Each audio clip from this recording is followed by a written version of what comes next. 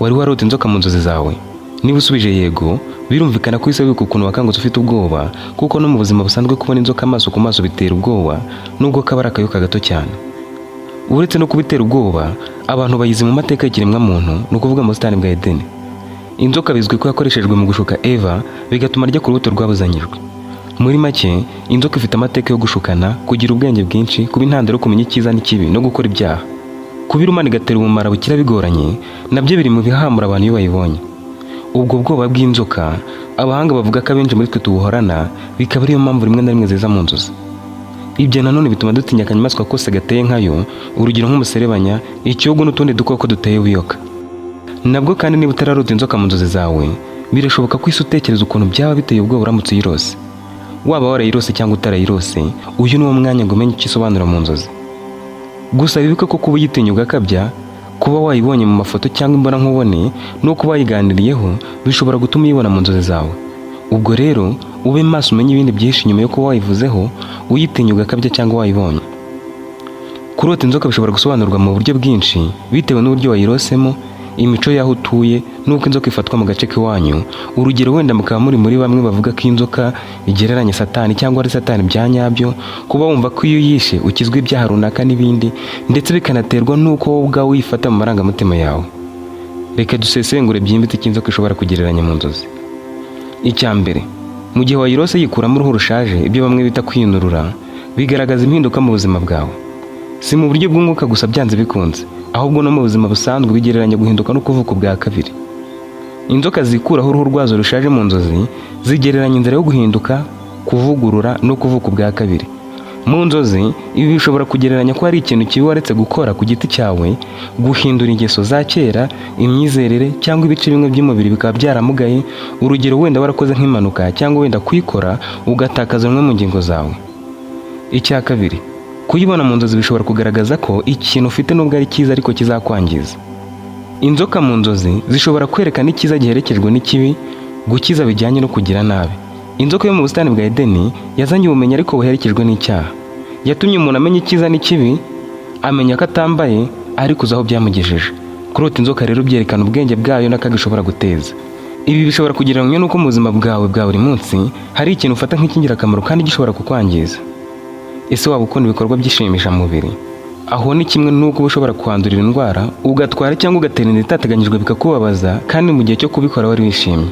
Ni icyiza cyihishemo ikibi. Umva ibisobanuro bya psychology ku mwanya wa 3. Kubera ko inzoka itinywa, kuyirota bishobora kuba biri guhishura ko ufite ubwoba bwinshi muri iyo minsi, ko hari ikintu kiguteye impungenge, mbese cya kindi utekerezaho ukagira ubwoba. Muri make n'ubwoba n'amaganya. Niba inzoka itera ubwoba mu buzima busanzwe, kuza mu nzozi bishobora kwerekana ko ufite ubwoba cyangwa guhangayika muri iyo minsi. Ibi bishobora kuba ari umuburo w'ibanga kugira ngo utangire witegure guhangana n'ibishobora kukubaho muri iyo minsi, cyangwa niba hari ibintu wateganyaga gukora kandi ushidikanya, ukaba wabireka. Icya kane, inzoka ishobora nanone gusobanura uburiganya. Ishobora gusobanura akaga kihishe utapfa gutahura, urugero nk'umuntu uri mu buzima bwawe ariko akuryarya atavugisha ukuri. Niba warose inzoka ukaba ufite umuntu w'inshuti ushidikanyaho, uzagenzure neza ashobora kuba akuryarya koko. Akenshi inzoka ifatwa nk'ikimenyetso cy'ibyago, ubuhemu cyangwa ibibi, ahanini bigaterwa n'inkuru yo muri Bibiliya y'inzoka yo muri Edeni.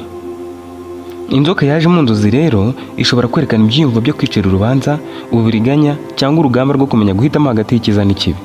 Birumvikana ko ushobora kuba uri mu bihe bigoye, warananiwe gufata umwanzuro ukwiriye ku kintu runaka. Ese warose inzoka mu buhe buryo? Wayirose ishaka kukurya, ukina nayo, cyangwa wumvaga mu nzozi itaguteye ubwoba, utayitayeho, wabifashe nk'uko ubona inkoko? Niba kuyibona byaraguteye ubwoba mu nzozi, apana ukangutse. Bishobora kwerekana ko mu buzima bwawe busanzwe ufite ubwoba bw'ibyo uri guteganya gukora, cyangwa ukaba utewe ubwoba n'ibishobora kukubaho. Niba inzoka yari ifite amahoro, nawe ikaba itagize icyo gutwara, kandi ukaba wumvaga kuyibona nta bwoba biguteye, izo nzozi ni nziza kandi ni ingirakamaro.